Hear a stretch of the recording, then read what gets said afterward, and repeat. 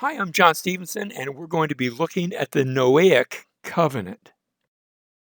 We saw last time Genesis chapters 1 and 2, where God ordains marriage and family, and then come Genesis chapters 3 through 6, where the marriage and the family were affected by the fall in all sorts of ways. In each of those chapters, we have a different effect that takes place.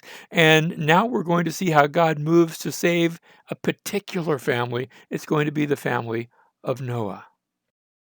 Genesis chapter 6, verse 18, God comes to Noah, and he talks about the flood that's coming, how he's going to build an ark. We're not going to look at those details. That's saved for a different sort of class. But God says to Noah, I will establish my covenant with you. Now, that term covenant is going to be significant. And you shall enter the ark, you and your sons, your wife, and your sons' wives with you. The Hebrew word there is berith. We're going to get to know that term and what it implies. It's related to the Hebrew Bain, which has the idea of something between, because in a covenant, there's always a between idea.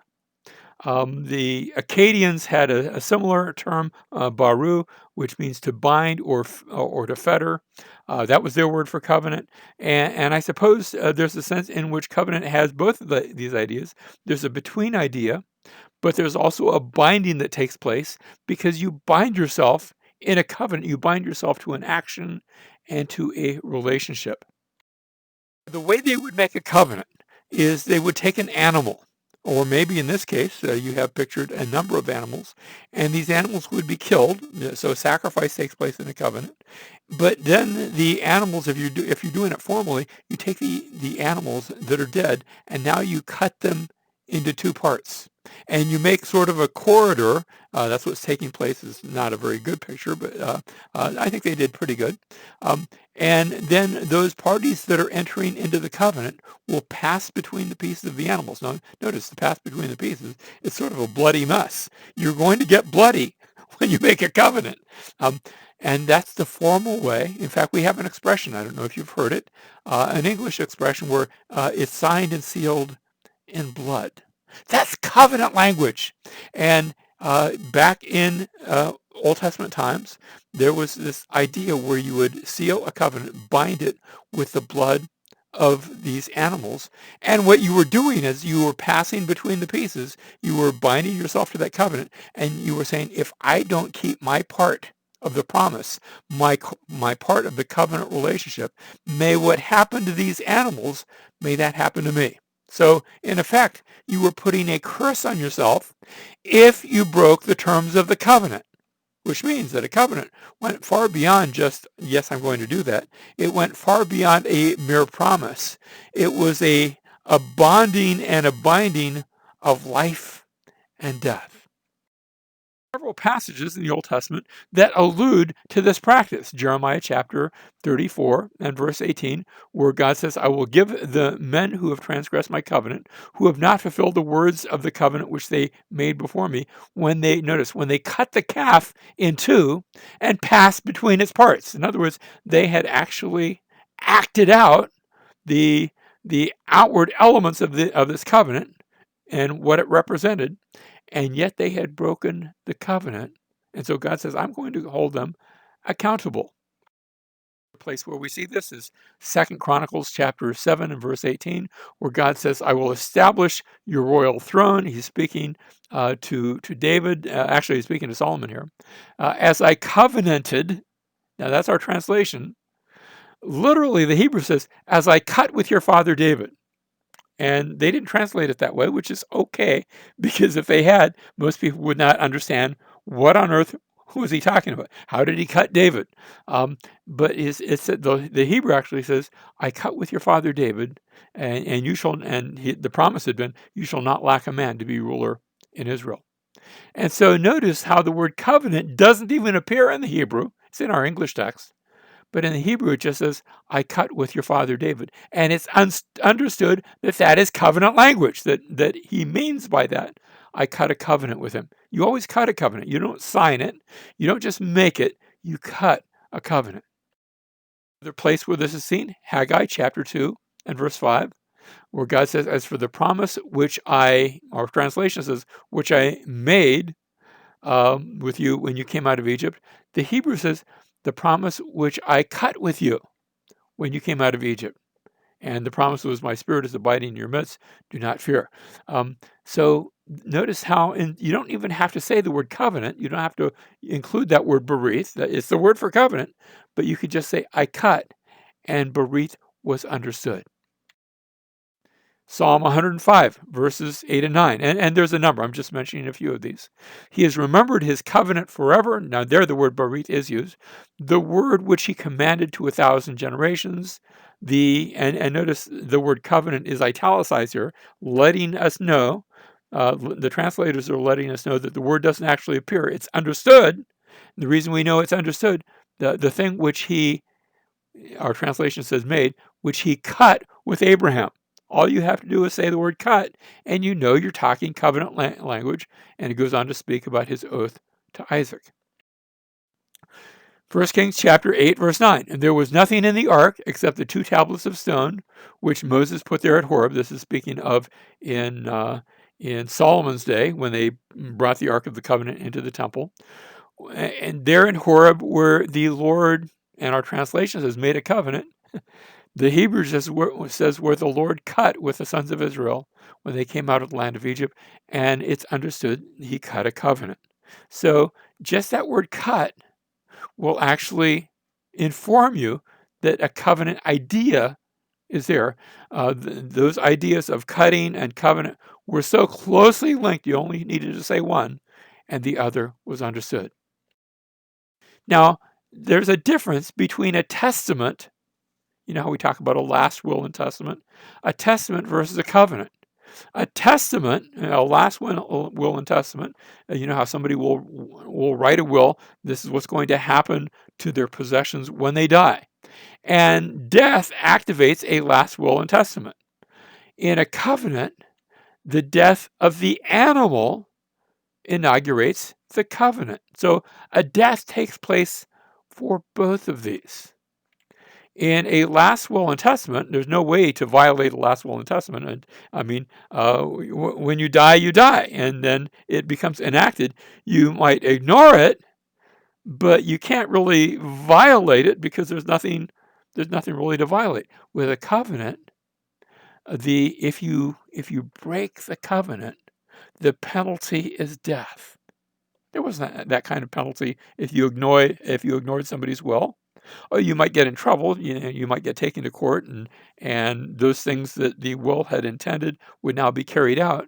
But the penalty was not death. The penalty for breaking a covenant is to enact that thing that enacted the covenant. So that how you killed an animal to make the covenant, that was the penalty of breaking the covenant. In a last will and testament, there's no possibility of substitution. Once it's made, especially once it's carried out. I mean, you could always write another will if you're still alive, but once you've died, you can't go back and change the will. There's no possibility of substitution. You can't substitute one person for another. In a covenant, one death can substitute for another. That's the basis of our salvation, where we have broken the covenant, and Jesus was our substitute. Death was demanded, and he died in our place so that we can receive the benefits of his death. In a last will and testament, death is really sort of inevitable. You make a last will and a testament. The idea is that when you die, and the truth is, you're going to die because everybody dies, at least this side of the return of the Lord. And so death is seen in a last will and testament as inevitable. You don't know exactly when it's going to take place, but it's going to take place. In a covenant, the death of the animal has taken place. As far as the people are concerned, there's an option. Obey the covenant and you'll live. Disobey the covenant and you will die. There's an option of either death or life. Now, the reason I contrast the two of these is because of a passage in Hebrews that's often misunderstood. And the reason I know it's often misunderstood is because I remember a time when I misunderstood it. Hebrews chapter 9, beginning in verse 16, for where a covenant is, there must of necessity be the death of the one who made it. For a covenant is valid only when men are dead, for it is never in force while the one who made it lives. Now, I remember I used to read that and think it was speaking of a last will and testament, which totally breaks the context, because the context hasn't been talking about a last will and testament. The context has been speaking of a covenant. Let me just say for the record, I don't think the context has changed. I don't think the passage has gone off on a tangent to speak about a different idea. I've come to believe, I didn't initially, but I've come to believe and understand that this is still speaking of a covenant, because it says a covenant is valid. Oh, see that phrase where it says when men are dead? Literally, it's for a covenant is valid over dead ones. And that changes things, because I don't think it's where it's the person who has made the covenant has died, but rather when a covenant is made, remember, you take animals and you kill them, so that a covenant is only ratified when animals are killed. They are now dead. And what happens is when you kill the animals, you're going through a ceremony that says you died there, symbolically, not literally, but you died, and that death into which you've entered will take place if you break the covenant. For a covenant is valid only over dead ones, for it's never in force while the one who made it lives. If the one who made it hasn't gone through that ceremonial death, then the covenant hasn't been made yet. And notice how the therefore is, verse 18. Therefore, this is why even the first covenant was not inaugurated without blood, no death, no covenant. That's the point. It takes a death, a symbolic death, a real death on the part of the animal, but a symbolic death on the part of the one making the covenant to enact the covenant. Now, the covenant had three areas of death. First of all, at inauguration, when you entered into a covenant, you didn't die, you died ceremonially, but it was the animal that was dying. You killed the animal. And then in case of violation, you were saying if you violated the covenant, you were supposed to die. But also, there was the possibility of substitution, where another could die in the place of the one who was supposed to die. Now, that idea of substitution was seen in a few places. It was seen in the Mosaic covenant. It was seen in the sacrifice that David makes in 1 Samuel chapter 24. You remember the story where there's a plague coming over all the land because of David's sin. But it's not just killing David, it's killing all of the people of Israel. And David gets up and says, "Take me instead." And God says, he halts the plague. And he says, okay, but he doesn't kill David. Instead, he takes David's sacrifice, and David puts a sacrifice there, and God honors it, and the sacrifice represents David, who could have died, who should have died, who had said, "Take me instead." But God takes the sacrifice as a substitute for David. And it's a picture of what Jesus does for us, because he becomes our substitute, where he died in our place. Now, there's three major types of covenants. First of all, there's the covenant of suzerainty. We'll talk more about this when we get to Deuteronomy, because we're going to see the entire book of Deuteronomy in the form of a suzerain covenant. And in this case, you have the superior. That's what the suzerain is. He's the big king, and he has his vassals, those little kings around him. And the obligations there is where the superior, the suzerain, he is bound. He binds those who were inferior to his obligation. So he says, because I'm the big king, you have to do this, that, and the other. And they say, "Yes, sir," and they go about to do it. And we have that in the Mosaic law, where God is the big king, and his kingdom, the Israelites, they are the vassals. They are the ones who their responsibility is to be obedient to him. And the law is full of those things. Now, next there is the covenant of parity. Covenant of parity is where the two parties have equal status. There are times where you will see a covenant of parity described in the Bible. It's not that we're equal to God, but for example, you have David and Jonathan. Jonathan's not the big king, even though he was probably older than David, but they are of equal status. At least they're seeing themselves as such, and they make obligations, and those obligations are sworn, and they swear an oath to one another, and there's a duality. The final type is the type I think you see most often in the scripture, and that's the covenant of the patron. I described Deuteronomy as a suzerain type covenant, and I think it follows that format, but really, I think it is showing God as the patron, because in a patron, you have the one who has power. He's the patron, but he has his inferiors. You say, well, that sounds like suzerainty. Not quite, because in the patron relationship, the superior also takes on some obligation, both for the benefit of the inferior. And so, for example, what happened? What could happen? For example, let's say in a naturalistic setting, you're in trouble, you're in financial trouble, you're in debt, they're going to sell you into slavery, and you go to a rich person and you ask him to be your patron. And what you're asking him to do, he's going to bail you out. But once he does that, that's not the end of the story. You've entered into a relationship with him, and there's a sense in which you sort of owe him. You can't possibly pay him back. That's not on the table. But now you owe him your loyalty, because after all, he has done this kindness to you. And so there's an obligation for the benefit of the inferior, but it's expected that the inferior will now respond in loyalty. And that is the patron. We call it the patron-client relationship, very common in the ancient world. Now, some evidences, because we're back here, we're looking at the first reference. In fact, we've just seen the first reference in the entire Bible to a covenant. You didn't see that word used in Genesis chapters 1 or chapter 2 or chapter 3. Its earliest reference was chapter 6 and verse 18. But I think there are some evidences that the covenant idea, if not the word, was there prior to Noah. Because a relationship need not be called a covenant to be covenantal. You can have the covenant relationship and not necessarily use the term. We've already seen the word cutting can stand in for covenant, but I think other ideas can be there as well.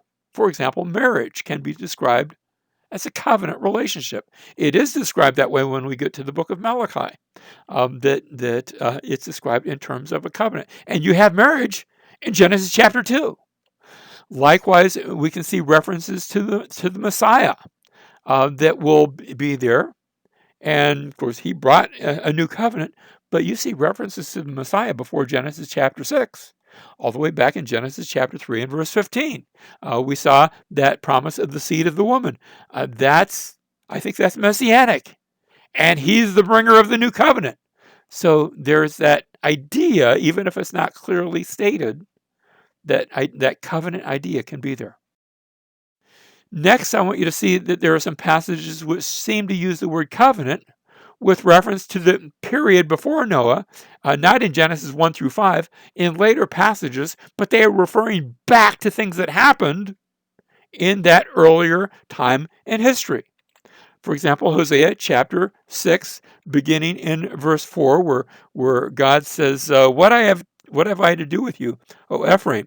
What shall I do with you, O Judah? For your loyalty, remember, loyalty is a big idea in covenants, your loyalty is like a morning cloud, like the dew which goes away. And you get down to verse 6, and he says, for I delight in loyalty rather than sacrifice, and in the knowledge of God rather than burnt offerings. But like Adam, they have transgressed the covenant. Now, wait a minute. How can they be like Adam and transgress the covenant if there was no covenant back in the days of Adam?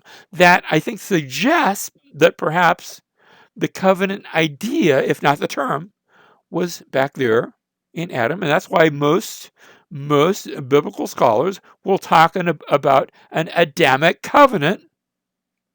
There's no reference to covenant in Genesis chapters 2 or 3, those passages talking about Adam, but the idea, I think, was there, and it's referenced here in Hosea chapter 6 and verse 7. Another passage, likewise, is Jeremiah chapter 33. Here again, we see God speaking to his people. And in verse 19, the word of the Lord comes to Jeremiah, and he says in verse 20, thus says the Lord, if you can break my covenant for the day and my covenant for the night, so that day and night might not be at their appointed time, then my covenant may also be broken with David, my servant. Now, David, the servant, is much later, but notice he's referenced to a covenant for the day and a covenant for the night. When did God make a covenant with the day and a covenant for the night? When did he make day and night? Genesis chapter 1. And that's being described in terms of a covenant, which goes back to my original point, that you can have the idea of a covenant without the specific wording that a covenant was there. And it might be that there's a number of covenants in those early chapters of Genesis where we don't actually use the term for covenant that's found. In other words, the term wasn't found in Genesis 1, 2, 3, 4, or 5. Now I want to move to the story of the flood. And notice the outline here. It's what we call chiastic, where you look at the first point, the top point. You begin with a reference to Noah's three sons in Genesis chapter 6 and verse 10. Let your eye go all the way to the bottom, where there's going to be another reference to Noah's three sons, Ham, Shem, and Japheth. But then as you move forward, you have where God says, and this is the first time the term is used, where God says, I'm going to make my covenant with you, Noah, and I'm going to destroy the earth with a flood. That's the promise that's given in that passage. When I get to the end of the story of the flood, God's going to actually go through a covenant ceremony with Noah. This is chapter 9, verses 8 through 17. And this time the promise will be given, not that he's going to destroy the world, but that he won't destroy the earth again with a flood. That happened one time, it won't happen again. You move toward the center, and in a chiastic outline, you move toward the center. Once Noah was building the ark and it had been completed, he was commanded to take food, chapter 6, verse 21. When he comes out of the ark, he's going to be also given a command regarding what he eats, a command not to eat blood. So take food, but don't eat blood. And then as we move closer to the center, notice we have Noah and his family. They enter the ark in chapter 7 and verse 1. And after the flood in chapter 8, verse 14, Noah and his family come out of the ark. And then the central point, you can't really call it a pivot because it's quite a large section. Chapter 7, verse 11 is when the flood begins. Chapter 8, verse 13, that's when it ends. But what I want to do now is look at that passage from chapter 7, verse 11 to chapter 8, verse 13, and we're going to open up a second chiasm to a chiasm within a chiasm. So that section begins where the Lord shuts the door and it rains for 40 days and 40 nights, and then waters increase until the mountains are covered. For 150 days, we're told the waters prevail, chapter 7, verses 21 through 24. And then we read in Genesis chapter 8, verse 1, and this is going to be the pivotal section where God remembers Noah. Next, we have for 150 days, the waters abate. They continue to decrease in chapters 8, verses 4 and 5 until the mountains become visible. And then at the end of 40 days, Noah opens the window and, of course, sends out the birds. And we're getting to the end of the flood story. Notice how these sections still are patterned, where he shuts the door back in chapter 7, verses 15 and 16. At the end of 40 days, Noah opens, not the door, but the window. You had the waters increasing until the mountains were covered. You had the waters decreasing until the mountains became visible.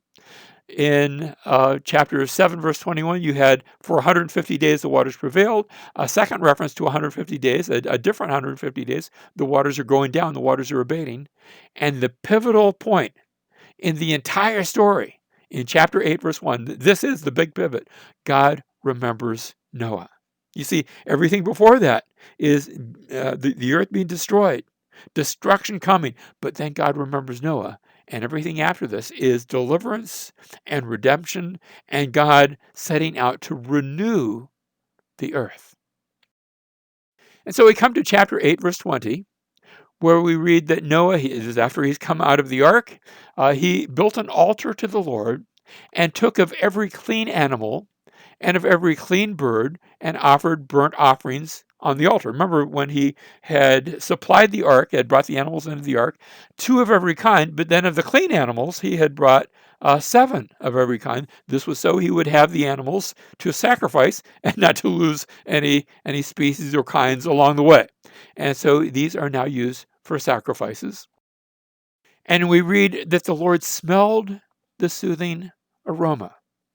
You see, in Hebrew worship, you worship not only in heart and in deed, so you would see the worship and you would hear the prayers, but you would also smell the aroma of the worship. The worship of God appealed to all of the senses, and you see that God is smelling the aroma. And the Lord, now remember in the New Testament, we're going to read about how our lives become a soothing and pleasant aroma, a new type of sacrifice to the Lord. But here the Lord said to himself, I will never again curse the ground on account of man, for the intent of man's heart. And you expect when he says, I'm not going to curse man anymore because now he's learned his lesson, he's better. No, it's just the opposite. For the intent of man's heart is evil from his youth. And yet, I will never again destroy every living thing as I have done. Even notice, man is still evil. And he's going to get a lot worse.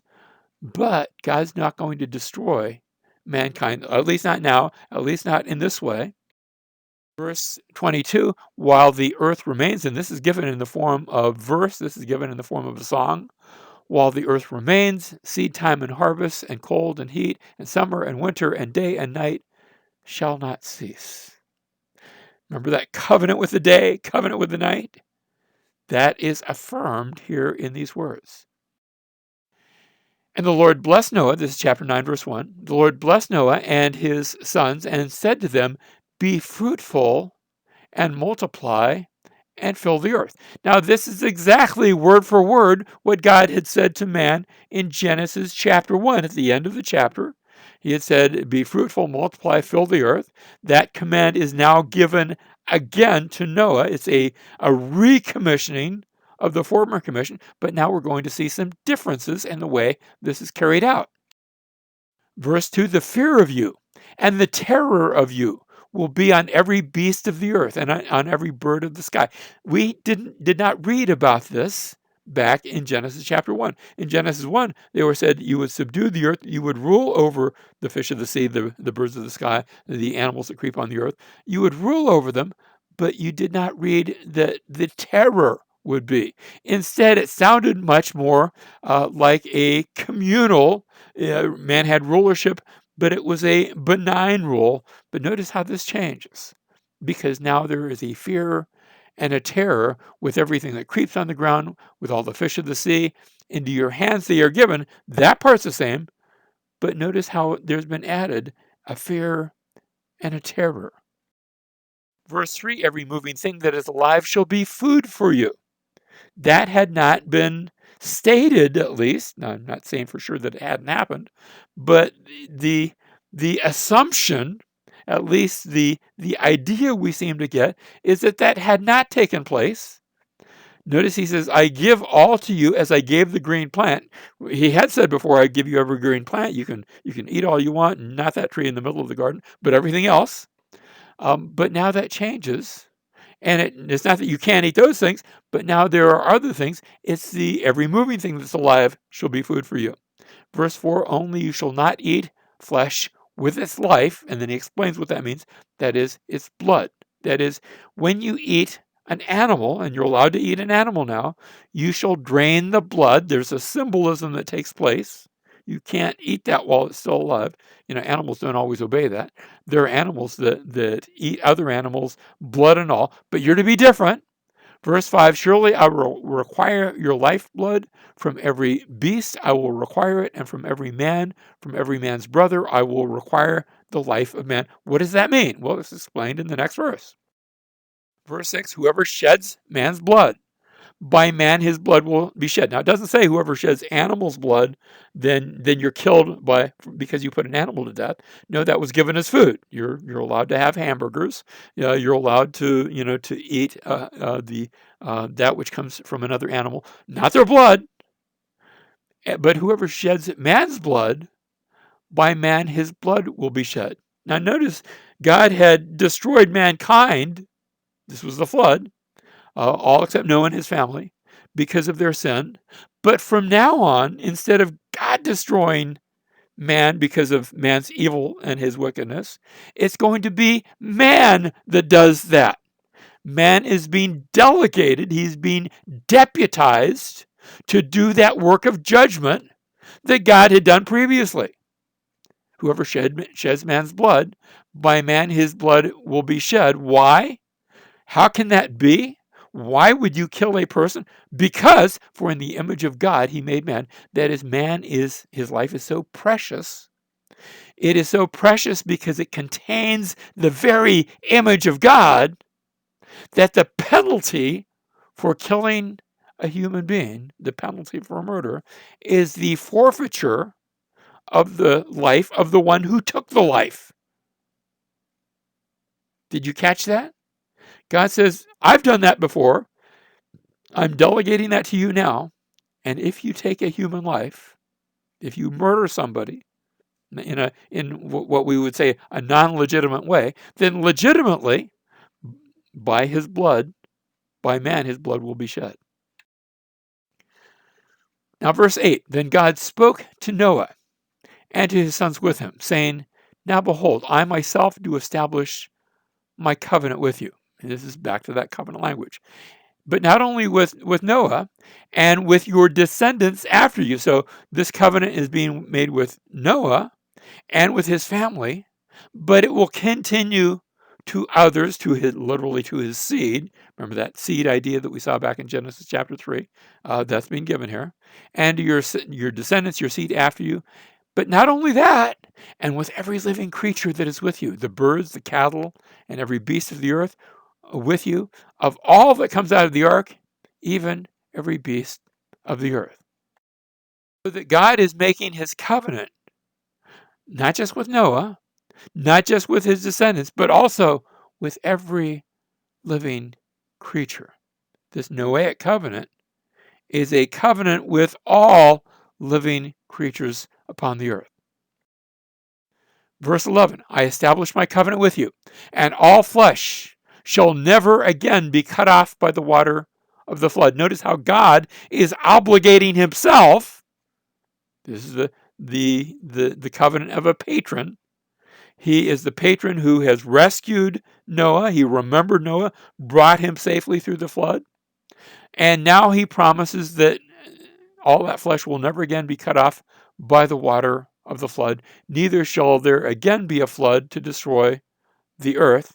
It's not saying there's not going to be any local floods, but there's not going to be a flood that destroys all life. That's not going to happen again. Verse 12, God said, this is the sign of the covenant. Now, the covenant had been made. It had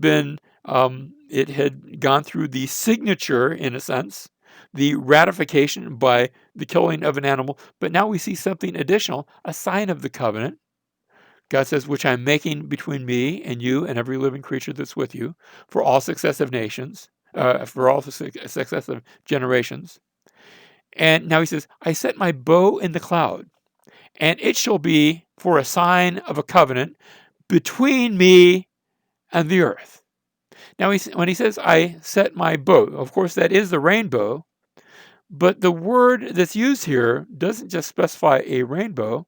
The word that's used here is the word that you would use of a bow, like a bow and arrow.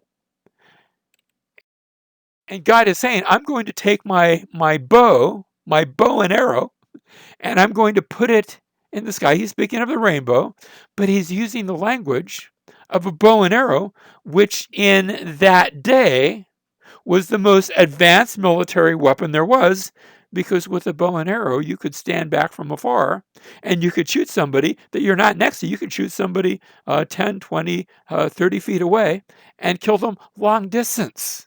It was like what we would talk about, nuclear missiles. God says, I'm going to take my nuclear missile, I'm going to put it in the sky. And somebody remarked, do you notice which way the rainbow is pointing? It's not pointing toward the earth. It's not God saying, look, if you mess up, I'm going to shoot you. Rather, the bow is pointed up toward the heavens. God's saying, I've hung my bow sort of over the mantle, I like to say, but also I'm not going to break it, because notice to whom the bow is pointed. It's pointed at me. And I will not break my covenant. You can depend on it, because when you swear by a covenant, you say, if I break that covenant, may those animals that were killed in the making of the covenant, may that happen to me. And God says, if I break my covenant, may I cease to exist. That's a strong covenant. He's going to use that formula later on. In fact, we're going to see later on where God is going to swear by himself. We don't see that language here, except maybe suggested in the way the rainbow is pointed.